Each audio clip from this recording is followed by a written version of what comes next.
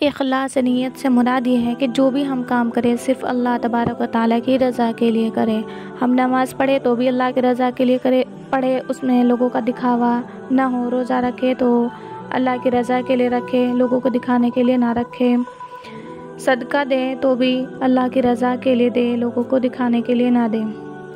ایک حدیث کے الفاظ یوں ہیں کہ نبی کریم صلی اللہ علیہ وسلم کا ارشاد ہے، حق تعالی شانہ تمہاری صورتوں اور تمہارے مالوں کو نہیں دیکھتے بلکہ تمہارے دلوں کو اور اعمال کو دیکھتے ہیں۔ ایک اور حدیث میں ہے کہ نبی کریم صلی اللہ علیہ وسلم سے کسی نے پوچھا کہ ایمان کیا چیز ہے؟ حضور صلی اللہ علیہ وسلم نے فرمایا کہ ایمان اخلاص ہے۔ ایک اور حدیث میں ہے کہ حضرت معاذ رضی اللہ عنہ کو جب نبی کریم صلی اللہ علیہ وسلم نے یمن میں حاکم بنا کر بھیجا تو انہوں نے درخواست کی کہ مجھے کچھ وصیت فرما دیجیے۔ حضور صلی اللہ علیہ وسلم نے فرمایا کہ دین میں اخلاص کا اہتمام کرنا، اخلاص کے ساتھ تھوڑا سا عمل بھی کافی ہے۔ ایک حدیث میں ارشاد ہے کہ حق تعالی شانہ اعمال میں سے صرف اسی عمل کو قبول فرماتے ہیں جو خالص انہی کے لیے کیا گیا ہو۔ ایک اور حدیث کے الفاظ ہے کہ حق سبحانہ و تقدس کا ارشاد ہے کہ میں سب شرکا میں شرکت سے بہت بے نیاز ہوں، یعنی دنیا کے شرکا شرکت کے محتاج اور شرکت پر راضی ہوتے ہیں، اور میں خلاق علی الاطلاق ہوں، بے پرواہ ہوں، عبادت میں غیر کی شرکت سے بیزار ہوں۔ جو شخص کوئی عمل ایسا کرے جس میں میرے ساتھ کسی دوسرے کو بھی شریک کر لے، میں اس کو اس کے شرک کے حوالے کر دیتا ہوں۔ دوسری روایت میں ہے کہ میں اس سے بری ہو جاتا ہوں۔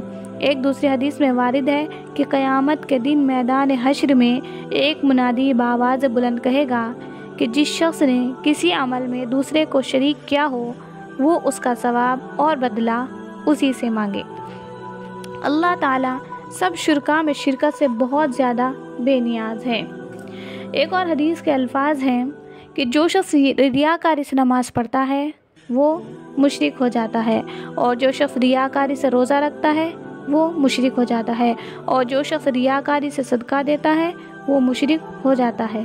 مشرک ہو جانے کا مطلب یہ ہے کہ دوسرے لوگوں کو جن کے دکھلانے کے لیے یہ اعمال کیے ہیں اللہ تعالیٰ کا شریک بنا لیتا ہے۔ اس حالت میں یہ اعمال اللہ تعالیٰ کے لیے نہیں رہتے بلکہ ان لوگوں کے لیے بن جاتے ہیں جن کو دکھلانے کے لیے کیے گئے ہیں۔ ایک اور حدیث میں ارشاد نبوی ہے کہ قیامت کے دن جن لوگوں کا اول وہلے میں فیصلہ سنایا جاوے گا ان میں سے ایک وہ شہید ہوگا جس کو بلا کر اولاً اللہ تعالیٰ اپنی اس نعمت کا اظہار فرمائیں گے جو اس پر کی گئی تھی۔ وہ اس کو پہچانے گا اور اقرار کرے گا۔ اس کے بعد سوال کیا جائے گا کہ اس نعمت سے کیا کام لیا؟ وہ کہے گا کہ تیری رضا کے لیے جہاد کیا حتیٰ کہ شہید ہو گیا۔ ارشاد ہوگا کہ جھوٹ ہے، یہ اس لیے کیا تھا کہ لوگ بہادر کہیں گے، سو کہا جا چکا، اور جس غرض کے لیے جہاد کیا گیا تھا وہ حاصل ہو چکی۔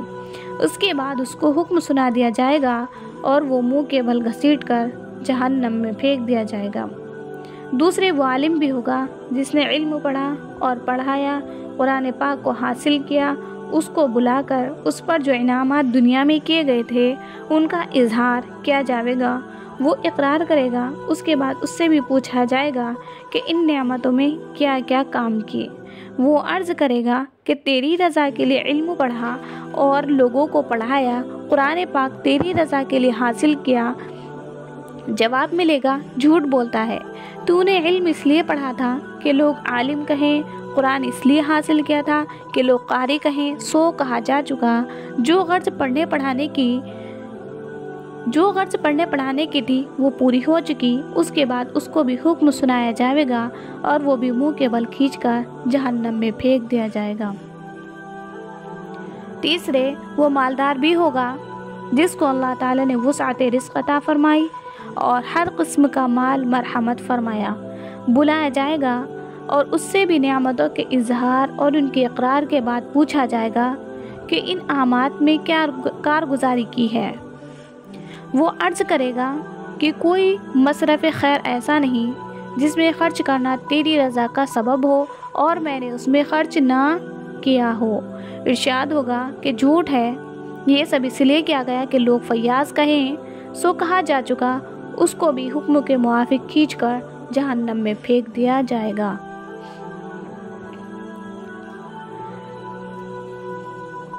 لہٰذا بہت سی اہم اور ضروری ہے کہ اپنی ساری کارگزاری میں اللہ کی رضا اور اس کے دین کی اشاعت، نبی کریم صلی اللہ علیہ وسلم کی سنت کا اتباع مقصود رکھیں۔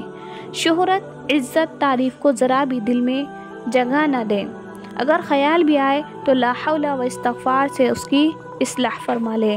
اللہ جل شانہ اپنے لطف اور اپنے محبوب کے صدقے اور محبوب کے پاک کلام کی برکت سے مجھ سیاہکار کو بھی اخلاص کی توفیق عطا فرمائے اور ناظرین کو بھی، آمین۔